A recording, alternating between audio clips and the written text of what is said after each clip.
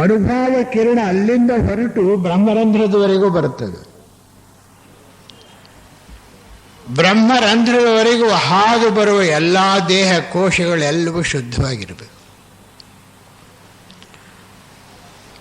ಅನುಭವ ಪ್ರಜ್ಞೆಯು ಕೂಡ ಸತತವಾಗಿ ಕೆಳಗಿಳಿಯೋದಿಲ್ಲ, ಅಂಶ ಅಂಶವಾಗಿ ಇಳಿಯುತ್ತೆ, ಮಿಂಚಿನ ಹಾಗೆ ಇಳಿಯುತ್ತೆ. ಹಾಗೆ ಇಳಿದು ಬಂದದ್ದು ಬ್ರಹ್ಮರಂಧ್ರಕ್ಕೆ ಬಂದು ಸುಷುಮ್ನ ನಾಡಿಯನ್ನು ಪ್ರವೇಶ ಮಾಡುತ್ತೆ. ಇದು ಸರಿಯಾದ ಮಾರ್ಗ. ಆ ಸುಷುಮ್ನ ನಾಡಿ ಆ ಬುದ್ಧಿದೇಹದ ಅಥವಾ ಅನುಭವ ದೇಹದ ಪ್ರಜ್ಞೆಯ ಸ್ಥೂಲ ಲೋಕಕ್ಕಿಳಿದ ಅಂಶ ಅಲ್ಲಿ ತಲುಪಿದಾಗ, ಅದನ್ನು ಮುಟ್ಟಿದಾಗ ಆ ಚಕ್ರ ತೆರೆಯುತ್ತೆ. ತೆರೆದ ತಕ್ಷಣವೇ ಭುಗ್ ಅಂತ ಕುಂಡಲಿನಿ ಹೊರಕ್ಕೆ ಬರುತ್ತೆ, ಮತ್ತೆ ಮುಚ್ಕೊಂಡ್ಬಿಡುತ್ತೆ. We have to be very grateful to nature. ಸೃಷ್ಟಿಕರ್ತನಿಗೆ, ಸೃಷ್ಟಿಸಿರುವ ಪ್ರಕೃತಿಗೆ ನಾವು ಎಷ್ಟು ಕೃತಜ್ಞರಾಗಿದ್ದರೂ ಸಾಲದು. ಆ ಕ್ಷಣವೇ ಮೂಲಾಧಾರ ಚಕ್ರ ಮುಚ್ಕೊಂಡ್ಬಿಡುತ್ತೆ. ಆಮೇಲೆ ಸೀಕ್ರೆಟ್ ಡಾಕ್ಟ್ರಿನಲ್ಲಿ ಬೆನಿ ಬ್ಲೆವಾಟ್ಸ್ಗೆ ಬರೀತಾರೆ, ಇದರ ವೇಗ ಎಷ್ಟು, 1 ಸೆಕೆಂಡ್ಗೆ 3,45,000 ಮೈಲಿ ಹೋಗುತ್ತೆ ಕುಂಡಲಿನಿ. ಬೆಳಕು ಮತ್ತು ರೇಡಿಯೋ ವೇವ್ 1 ಸೆಕೆಂಡ್ಗೆ 1,86,000 ಮೈಲಿ ಹೋಗುತ್ತೆ. ಅದೇ ಇನ್ನೂ ಅತ್ಯಂತ ವೇಗವಾಗಿ ಹೋಗ್ತಾ ಇರೋದು ಅಂತ ಹೇಳಿ ಭೌತ ವಿಜ್ಞಾನಿಗಳು ಹೇಳೋದು. ಡಾಕ್ಟರ್ ಸುದರ್ಶನ್ ಇನ್ನೊಂದನ್ನೇನೋ ಕಂಡುಹಿಡಿದಿದ್ದೀವಿ ಅಂತ ಹೇಳ್ತಾರೆ. ಈ ಬೆಳಕಿನ ವೇಗಕ್ಕಿಂತಲೂ ವೇಗವಾಗಿ ಹೋಗೋ ಒಂದು ಶಕ್ತಿಯನ್ನು ಅದಿನ್ನೂ ಪೂರ್ತಿ ತೀರ್ಮಾನ ಆಗಿಲ್ಲ. ಸುದರ್ಶನ್ ಹತ್ರನೇ ಮಾತನಾಡಿ ನೋಡಿದೆ ನಾನು, ಇದಿನ್ನೂ ಬಹಳ ದೂರ ಇದೆ. 3,45,000 ಮೈಲಿ 1 ಸೆಕೆಂಡ್ ಹೋಗುತ್ತೆ. ಇದರ ಶಕ್ತಿ ಎಷ್ಟಿರಬೇಕು, ವೇಗ ಎಷ್ಟು ಹೆಚ್ಚುತ್ತೋ ಅಷ್ಟು ಶಕ್ತಿ ಇದೆ ಅದರಲ್ಲಿ.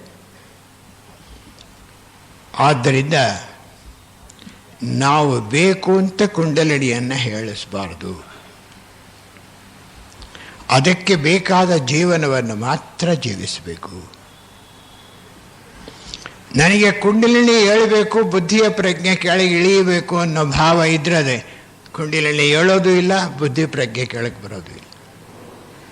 ಸ್ವಾಭಾವಿಕವಾಗಿರಬೇಕು. ಒಂದು ಬೆಟ್ಟ ಇದ್ದ ಹಾಗೆ, ಒಂದು ಸಮುದ್ರ ಇದ್ದ ಹಾಗೆ, ಒಂದು ಗಾಢವಾಗಿ ಆಳವಾಗಿ ಹರಿತಾ ಇರೋ ನದಿ ಇದ್ದ ಹಾಗೆ, ಒಂದು ಅಶ್ವತ್ಥ ವೃಕ್ಷ ಇದ್ದ ಹಾಗೆ ತಟಸ್ಥರಾಗಿರಬೇಕು. ಇದರ ಉದ್ದೇಶವಾದರೂ ಏನು? ಈ ಸಹಜವಾದ ನಿಜವಾದ ಮಾರ್ಗದಲ್ಲಿ ಕುಂಡಲಿನಿ ಮೇಲೆ ಕೆದ್ದರೆ ಈ ವೇಗದಲ್ಲಿ ಹೊರಡುತ್ತಲ್ಲ, ಅದು ಹೊರಟಿದ್ದು ಬ್ರಹ್ಮರಂಧ್ರದ ಮೂಲಕ ಹೊರಗೆ ಹೋಗ್ಬೇಕಂತೆ, ವ್ಯಕ್ತಿಗೆ ಬರಬಾರ್ದು. ಜಗತ್ತಿನ ಕಲ್ಯಾಣಕ್ಕೆ ಹೋಗಬೇಕು ಈ ಶಕ್ತಿ. ಆ ಒಬ್ಬ ವ್ಯಕ್ತಿ ಅದಕ್ಕೆ ಉಪಾಧಿಯಾದ. ಇದರಿಂದ ದೇವರಿಗೆ ಒಂದು ಹತ್ತಿರದ ಉಪಾಧಿ ಆಗ್ತಾನಂಥ ವ್ಯಕ್ತಿ. ಆಗಾಗ ಕುಂಡಲಿನಿ ಹೇಳ್ತಾ ಇರಬೇಕು, ಅದು ಹೊರಕಿನ ಪ್ರಪಂಚಕ್ಕೆ ಹೋಗಿ ಸಹಾಯ ಮಾಡ್ತಾ ಇರಬೇಕು. 3,45,000 ಮೈಲಿ ಅಂದರೆ ವೇಗವಾಗಿ ಪ್ರಪಂಚವನ್ನೆಲ್ಲ ಆವರಿಸ್ಕೊಂಡ್ಬಿಡುತ್ತೆ ಈ ಶಕ್ತಿ. ಇದು ದೊಡ್ಡ ದೊಡ್ಡ ಯೋಗಿಗಳಲ್ಲಿ ಇದು ನಡೆಯುತ್ತೆ. ನಮ್ಮಂಥವರಲ್ಲಿ ಪ್ರಾಯಶಃ ನಾನು ಅಂದ್ಕೊಳ್ತೀನಿ, ಬರದೇ ಇದ್ರೇ ವಾಸಿ, ಕ್ಷೇಮವಾಗಿ ಸತ್ತೋಗ್ಬಿಡೋಣ. ಮಧ್ಯೆ ಏನಾದ್ರು ಬಂದು ನಾವು ಅದಕ್ಕೆ ಸರಿಯಾಗಿ ಇಲ್ಲದೆ ಹೋದರೆ ಅದ್ರ ಗತಿ ಏನಾಗಬೇಕು, ನನ್ನ ಗತಿ ಏನಾಗಬೇಕು. ಆದರೆ ಇಂತಹ ಒಂದು ಶಕ್ತಿ ಇದೆ, ಇದು ಕುಂಡಲಿನಿ ಶಕ್ತಿ. ಎಲ್ಲ ಯೋಗಿಗಳು, ಎಲ್ಲ ಋಷಿಗಳು, ಎಲ್ಲರಿಗೂ ಇದು ಬಂತು. ಕೊನೆಯಲ್ಲಿ ಜೀವನ್ಮುಕ್ತರಾದವರಿಗೆ ಮತ್ತು ಇನ್ನೂ ಮುಂದಕ್ಕೆ ಹೋದವರಿಗೆ ಈ ಕುಂಡಲಿನಿ ಹೊರಕ್ಕೆ ಬರೋದು ಸ್ವಲ್ಪ ವೇಗವಾಗಿ ಬರ್ತಾ ಇರುತ್ತೆ, ಆಗಾಗ ಬರ್ತಾ ಇರುತ್ತೆ. ಅದನ್ನು ಅವರು ಲೋಕ ಕಲ್ಯಾಣ ಕಾರ್ಯಕ್ಕೆ ಉಪಯೋಗಿಸ್ಕೊಳ್ತಾರೆ. ಅದ್ಭುತವಾದ ಶಕ್ತಿ. ಆದರೆ ವಾರ್ನ್ ಮಾಡ್ತಾರೆ, HPV ಮತ್ತು ಉಳಿದವರು ಕೂಡ. Don't use it for projecting your image. ನಿನ್ನ ವ್ಯಕ್ತಿ ಮತ್ತು ಪ್ರತಿಷ್ಠೆಯನ್ನು ಹೆಚ್ಚಿಸಿಕೊಳ್ಳೋದಕ್ಕೆ ಇದನ್ನು ಉಪಯೋಗಿಸಬೇಡ.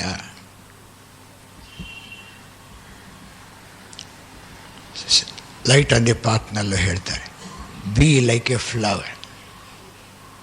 ಒಂದು ಹೂ ಅರಳಿದ ಕುಸುಮ ಒಳ್ಳೆಯ ಗಂಧವನ್ನು ಬೀರ್ತಾ ಇರೋ ಒಳ್ಳೆಯ ಅರಳಿದ ಕುಸುಮ ಗಿಡದಲ್ಲಿ ಹೇಗಿರುತ್ತೋ ಹಾಗಿರು. ಬರಲಿ, ನನಗೆಲ್ಲ ಅದು ಪ್ರಪಂಚಕ್ಕೆ. ಆದರೆ ನನಗೇನು ಇಲ್ಲವೇ, ನನ್ನ ಮೂಲಕ ಹಾದು ಹೋಗೋದ್ರಿಂದ, ಆ ಹಾದು ಹೋಗೋದ್ರಿಂದಲೇ ವ್ಯಕ್ತಿಗೆ ಬೇಕಾದಷ್ಟು ಪ್ರಯೋಜನ ಆಗೋಗುತ್ತೆ. ಇದು ಪೂರ್ತಿ ಆದರೆ ವ್ಯಕ್ತಿ ಏನು ಬೇಕಾದರೂ ಮಾಡ್ಬೋದು. ಹಿಂದೆ ಬೆಂಗಳೂರಿಗೊಬ್ಬರು ಬಂದಿದ್ದರು, ಅವ್ರ ಹೆಸರು ನಾನು ಹೇಳಲ್ಲ. ನಮ್ಮ ಮನೆಗೆ ಸ್ವಲ್ಪ ದೂರದಲ್ಲಿದ್ದರು. ಅವ್ರನ್ನ ಆಹ್ವಾನ ಮಾಡಿದ್ರು ಡಾಕ್ಟರ್ ತಿಮ್ಮೇಗೌಡ. ಅವಾಗ ಅವರು ಟ್ರಸ್ಟ್ ಬೋರ್ಡ್ ಚೇರ್ಮನ್ ಆಗಿದ್ದರು. ಅವರು ನಮ್ಮ ಮನೆಗೆ ಬಂದರು. ನಾನು ಅವರು ಇಬ್ಬರು ಹೋದರು. ಅವರು ಚೇರ್ಮನ್ ಅಂತ ಇವ್ರನ್ನೆಲ್ಲ ಇಂಟ್ರೊಡ್ಯೂಸ್ ಮಾಡಿದರೆ ನಮ್ಮನ್ನೆಲ್ಲ ಕಣ್ಣೆತ್ತು ನೋಡಲಿಲ್ಲ ಆತ. ಗೌಡ್ರೆ ಜೋಬ ಕೈ ಹಾಕ್ಕೊಳ್ಳಿ ಅಂದರು. ಹಾಕ್ಕೊಂಡ್ರು. ಏನೂ ಇಲ್ಲ. ಸರಿ, ನಿಮ್ಮ ಜೋಬ್ ಖಾಲಿ ಇದೆಯಾ? ಒಂದು ನಿಮಿಷ ಬಿಟ್ಬಿಟ್ಟು ಕಣ್ಣು ಮುಚ್ಕೊಂಡೆಲ್ಲ ಮಾಡಿ, ಈಗ ಹಾಕ್ಕೊಳ್ಳಿ ಕೈ. ಹಾಕ್ಕೊಂಡ್ರು. ಒಂದು ಲಕ್ಷ್ಮೀ ವಿಗ್ರಹ ಆಯಿತು. ಅದನ್ನು ಈಚೆಗೆ ತೆಗೆದ್ರು. ತಿಮ್ಮೇಗೌಡರು ಹೋಗಿ ಅವ್ರಿಗೆ ಸಾಷ್ಟಾಂಗ ನಮಸ್ಕಾರ ಮಾಡಬೇಕು ಅಂತ ಹೊರಟಿದ್ರು. ನಾನು ತಡ ಹಿಡಿದೆ, ಡೋಂಟ್ ಡೂ ಇಟ್, ಇದೆಲ್ಲ ಯಾರು ಬೇಕಾದರೂ ಮಾಡ್ಬೋದು. ನಿಲ್ಲಿಸ್ಬಿಟ್ರು. ಆ ಮನುಷ್ಯನಿಗೆ ಹಾಸನದಲ್ಲಿ ಶೂ ತೊಗೊಂಡು ಹೋಗಿದ್ದಾರಂತೆ 10-15 ಜನ. ಕಾರಣ, ವ್ಯಕ್ತಿಯಲ್ಲಿರುವ ದುರ್ಗುಣ ಕುಂಡಲಿನಿ ಮೇಲಕ್ಕೆದ್ದಾಗ ವಿಪರೀತವಾಗಿ ಹೆಚ್ಚಾಗ್ಬಿಡುತ್ತೆ. Especially sexual passion. ಕುಂಡಲಿನಿ ಬಂದಾಗ ಲಿಂಗ ಸಂಬಂಧವಾದ ಚಾಪಲ್ಯ ಮಿತಿಮೀರಿಬಿಡುತ್ತೆ. ಥಿಯೋಸಾಫಿಕಲ್ ಸೊಸೈಟಿ ಇತಿಹಾಸವನ್ನು ನಾವು ನೋಡಿದ್ರೆ ಕೆಲವು ಅರ್ಹತರೇ ಬಿದ್ದು ಹೋಗ್ಬಿಟ್ಟಿದ್ದಾರೆ. ಒಬ್ಬ ಅರ್ಹತ್ ಪ್ರಾಸ್ಟಿಟ್ಯೂಟ್ಸ್ ಕಾಲೋನಿಗೆ ಹೋಗಿ ತನ್ನ ಯೋಗ ಮಠದಿಂದ ಕೆಳಕ್ಕೆ ಬಿದ್ದು ಹೋಗಿರುವ ಸಂಗತಿ ಬರೆದಿದ್ದಾರೆ. ಆ ಲಿಂಗ ಸಂಬಂಧವಾದ ಚಾಪಲ್ಯ ಯಾತಕ್ಕಷ್ಟು ಬರುತ್ತೆ ಅಂದರೆ, ಮೂಲಾಧಾರ ಚಕ್ರದಿಂದ ಹೊರಟಂಥ ಕುಂಡಲಿನಿ ಸ್ವಾಧಿಷ್ಠಾನದ ಮೂಲಕ ಉಳಿದ ಚಕ್ರಗಳಿಗೆ ಹೋಗುತ್ತೆ. ಇದು ಬರೀ ಸುಷುಮ್ನ ನಾಡಿಯಲ್ಲಿ ಕೆಳಗಿಳಿದು ಇದರಿಂದ ಹಾರು ಹೋಗೋದಲ್ಲ, ಆ ಸಪ್ತ ಚಕ್ರಗಳನ್ನು ಹಾದು ಹೋಗುತ್ತೆ ಈ ಕುಂಡಲಿನಿ ಶಕ್ತಿ. ಮೊದಲನೆಯ ಚಕ್ರವೇ ಅದಕ್ಕೆ ಸ್ವಾಧಿಷ್ಠಾನ. ಸ್ವಾಧಿಷ್ಠಾನ ಜನನೇಂದ್ರಿಯದ ಮೇಲಿದೆ. ಇದು ವಿಪರೀತ ಲಿಂಗ ಚಾಪಲ್ಯ ಬರುತ್ತೆ. ಅದಕ್ಕೆ ಬ್ರಹ್ಮಚರ್ಯವನ್ನು ಪಾಲಿಸಬೇಕು ಕೆಲವು ವರ್ಷಗಳಾದರೂ ಈ ಕುಂಡಲಿನಿ ಹೇಳೋದಕ್ಕೆ ಮುಂಚೆ ಅಂತ ಹೇಳಿ ನಮ್ಮನ್ನು ಎಚ್ಚರಿಸಿದ್ದಾರೆ ಋಷಿಗಳು. ಆದ್ದರಿಂದ ಕುಂಡಲಿನಿ ಶಕ್ತಿಯಾಗಿ ನಮ್ಮ ಜೀವನ ಪೂರ್ತಿಯಾಗಿ ನಮ್ಮ ಹತೋಟಿಯಲ್ಲಿರಬೇಕು. ನಮ್ಮ ದೃಷ್ಟಿ ವಿಶಾಲವಾಗಿರಬೇಕು. ಎರಡು ಶಕ್ತಿ ಒಟ್ಟಿಗೆ ಬರುತ್ತೆ ನಮಗೆ. ಬುದ್ಧಿ ಪ್ರಜ್ಞೆಯ ವಿಕಾಸದಿಂದ ಕುಂಡಲಿನಿ ಸಹಜವಾದ ಮಾರ್ಗದಲ್ಲಿ ಮೇಲೆ ಕೇಳೋದ್ರಿಂದ ಒಂದು ಅದ್ಭುತವಾದ ಕುಂಡಲಿನಿ ಶಕ್ತಿಯನ್ನು ಪ್ರಪಂಚಕ್ಕೆ ಕೊಡಿಸೋದು ಅತ್ಯದ್ಭುತವಾದ ಶಕ್ತಿ. ಇದಕ್ಕಿಂತ ಹೆಚ್ಚಿನ ಸೇವೆ ಮಾನವ ಕೋಟಿಗೆ ಬೇರೆಯವರು ಮಾಡೋಕ್ಕೆ ಸಾಧ್ಯವಿಲ್ಲ. ಕೆಲವು ಸೆಕೆಂಡ್ಗಳಲ್ಲಿ ಪ್ರಪಂಚದ ಎಲ್ಲ ಭಾಗಕ್ಕೂ ಎಲ್ಲರ ಮೇಲೂ ಹಾದು ಹೋಗ್ಬಿಡುತ್ತೆ ಈ ಶಕ್ತಿ. ಮತ್ತೊಂದು ಯೂನಿವರ್ಸಲ್ ಔಟ್ಲುಕ್. ಜಾತಿ ಮತ ಕುಲ ವರ್ಣ ಈಗ ಅದಕ್ಕೆ ಸೇರಿಸ್ಬೇಕಾಗುತ್ತೆ. ರಾಷ್ಟ್ರ ಭಾಷೆ ಇವ್ಯಾವುಗಳ ಮಿತಿಯೂ ಇಲ್ಲದೆ ಸರ್ವರಲ್ಲಿಯೂ ಇರುವ ಆತ್ಮ ಒಬ್ಬನೇ ಎಂದು ಇಂತಹ ಮಾನವರು ಜೀವಿಸಿರುವ ಈ ಭೂಮಿ ವಸುಧೆ ಭೂಮಿ ಇದು ಒಂದು ಕುಟುಂಬವೆಂದು. ಪ್ರಪಂಚವನ್ನೆಲ್ಲ ಒಂದು ಕುಟುಂಬ ಅನ್ನೋದರ ದೃಷ್ಟಿಯಿಂದ ನೋಡಿ ನಾನೊಬ್ಬ ಈ ಕುಟುಂಬದ ಸದಸ್ಯ ಎಂಬವ ದೃಷ್ಟಿ ಮತ್ತು ಅನುಭವ ಏಕಕಾಲದಲ್ಲಿ ಇಂತಹ ವ್ಯಕ್ತಿಗೆ ಆಗುತ್ತೆ. ಇದು ಥಿಯೋಸಾಫಿಕಲ್ ಬುಕ್ಸ್ ಓದಿದ್ರೆ ನಾವು man whence how and whither, inner life, masters and the path, ಇನ್ನೂ ಅನೇಕ ಪುಸ್ತಕಗಳು ಸಿಕ್ಸ್ತ್ ರೂಟ್ ರೇಸ್ನಲ್ಲಿ ಇದಾಗುತ್ತೆ ಅಂತ ಹೇಳ್ತಾರೆ. ಕೆಲವರು ನಮ್ಮವ್ರು ಏನು ಹೇಳ್ತಾರೆ, ಸಿಕ್ಸ್ತ್ ರೂಟ್ ರೇಸ್ ಇನ್ನು 600 ವರ್ಷದಲ್ಲೇ ಬಂದ್ಬಿಡುತ್ತಂತೆ ಅಂತ ಅಲ್ಲ, 600 ವರ್ಷದಲ್ಲಿ ಸಿಕ್ಸ್ತ್ ಸಬ್ ರೇಸ್ ಪ್ರಾರಂಭ ಆಗುತ್ತೆ. ಈ ಫಿಫ್ತ್ ರೂಟ್ ರೇಸ್ನಲ್ಲಿ ಸಿಕ್ಸ್ತ್ ಸಬ್ ರೇಸ್ ಇನ್ನು 600 ವರ್ಷ, ಅವ್ರು ಹೇಳಾಗಲೇ 100 ವರ್ಷ ಆಗೋಯ್ತು. ನನಗನ್ಸುತ್ತೆ ಆ ಅಜ್ಜಿಯವರು ಆಗಲೇ ಹುಟ್ಟುಬಿಟ್ಟಿದ್ದಾರೆ ಎಲ್ಲ ಕಡೆ.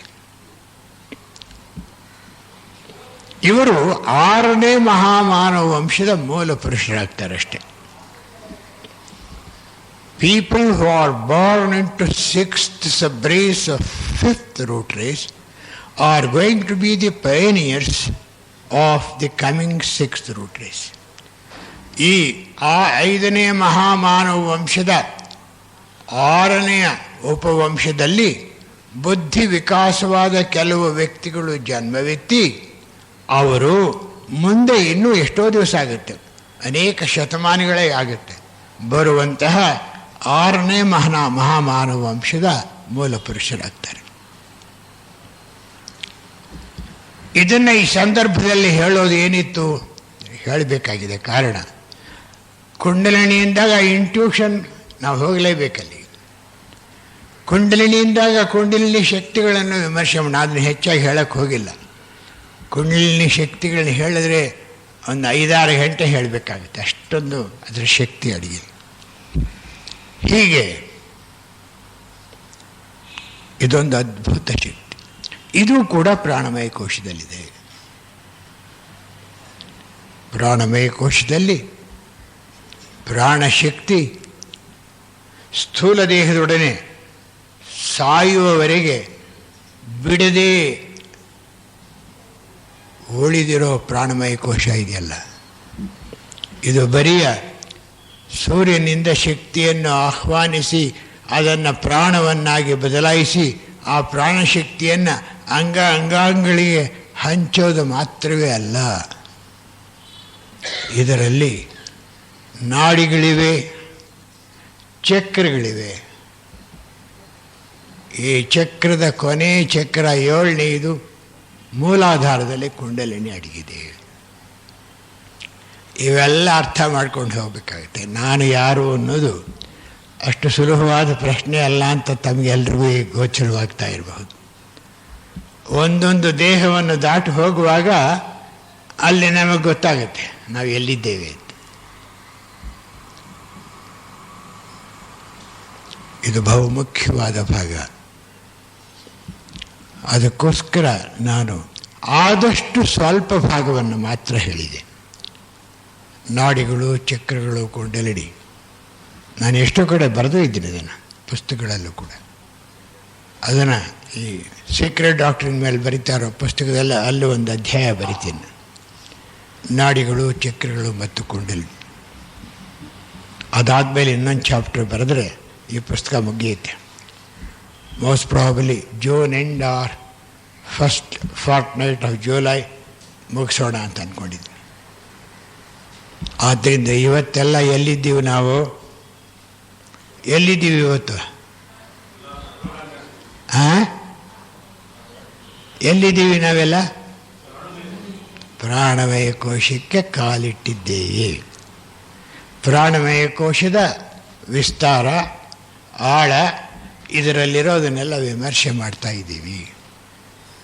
ಸ್ವಲ್ಪ ಭಾಗ ವಿಮರ್ಶೆ ಮಾಡಿದ್ದಾಯಿತು.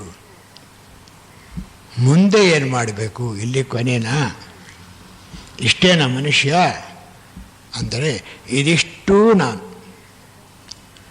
ಪ್ರಾಣಮಯ ಕೋಶ, ನಾಡಿಗಳು, ಚಕ್ರಗಳು, ಕುಂಡಲಿನಿ ಎಲ್ಲ ನಾನು. ಆದರೆ ಇಷ್ಟೇ ನಾನಲ್ಲ. ಒಂದೊಂದು ಘಟ್ಟದಲ್ಲಿ ನಾನಿದು ಹೌದು, ನಾನಿದಲ್ಲ ಅಂತ ಹೇಳಿ ಮುಂದಕ್ಕೆ ಹೋಗೋಣ. ಆದ್ದರಿಂದ ನಾವೆಲ್ಲರೂ ಪ್ರಾಣಮಯ ಕೋಶದಲ್ಲಿದ್ದೇವೆ. ಯಾರಾದರೂ ಡ್ರೈವ್ ಮಾಡೋರು ಬರೀ ಪ್ರಾಣಮಯ ಕೋಶನ ನೋಡ್ಕೊಂಡು ಡ್ರೈವ್ ಮಾಡಬೇಡಿ. ಹೊರಗಿನ ಎಚ್ಚರಿಕೆಯೂ ಬೇಕು.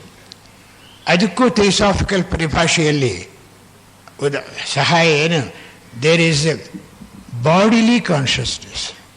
ಒಂದೊಂದು ದೇಹಕ್ಕೂ ಅದರದೇ ಆದ ಒಂದು ಪ್ರಜ್ಞೆ ಇದೆ. ಆ ಪ್ರಜ್ಞೆ ಡ್ರೈವ್ ಮಾಡ್ಬೋದು, ಆಕ್ಸಿಡೆಂಟ್ ತಪ್ಪಿಸ್ಬೋದು, ಎಲ್ಲ ಮಾಡ್ಬೋದು. ಅದು ಮಾಡ್ತಾ ಇದ್ರೆ ಅದಕ್ಕೆ ವಹಿಸ್ಬಿಟ್ರೆ ಆ ಕೆಲಸ ಮಾಡ್ಕೊಂಡು ಹೋಗುತ್ತದೆ. ಮನಸ್ಸಿನಲ್ಲಿ ಬೇಕಾದ್ರೆ ಇದನ್ನು ಯೋಚನೆ ಮಾಡ್ಕೊಂಡು ಹೋಗ್ಬೋದು. ಇನ್ನೊಂದು ತಿಂಗಳು ಕಾಯೋಣ, ಮುಂದಕ್ಕೆ ಏನು ನೋಡೋಣ ಅನ್ನೋದಕ್ಕೆ ಹೋಗಲಿ. ಆ ದೇವರು ಈ ಪ್ರಾಣಮಯ ಕೋಶದಲ್ಲಿ ನಮಗೆಲ್ಲ ಇನ್ನೊಂದು ತಿಂಗಳವರೆಗೆ ಆಶೀರ್ವಾದ ಮಾಡಲಿ. ನಾವು ಸುಲಭವಾಗಿ ಪ್ರಾಣಮಯ ಕೋಶದ ಶಕ್ತಿಗಳನ್ನೆಲ್ಲ ಹೊರಕ್ಕೆ ತರೋಣ ಅಂತ ದೃಢ ನಿರ್ಧಾರ ಮಾಡಿಕೊಳ್ಳೋಣ.